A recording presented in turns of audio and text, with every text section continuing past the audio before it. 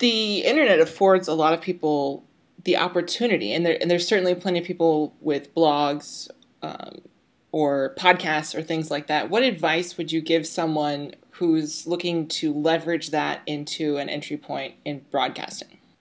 Yeah, that's a really good question. Have an opinion, have a take, have an educated opinion, and if it's a unique opinion that no one else has, that's all the better.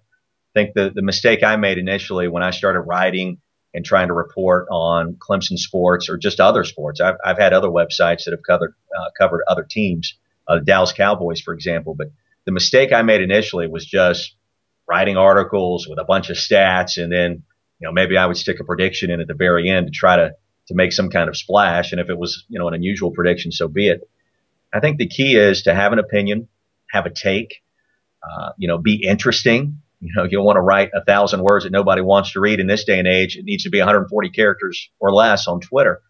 So to be concise at times, I don't think is such a bad thing. But I found, in radio and in writing, if you can offer an opinion or offer a slant that isn't mainstream, that's a decent point. That's a decent starting point. And hopefully from there, you kind of build a little bit of a following, a base on Twitter, or in my circumstance with CUTigers.com, subscribers. So, be compelling, be interesting, be clever. That's not a bad thing. And then just work at your craft. You want to have silly mistakes, spelling mistakes, grammatical mistakes.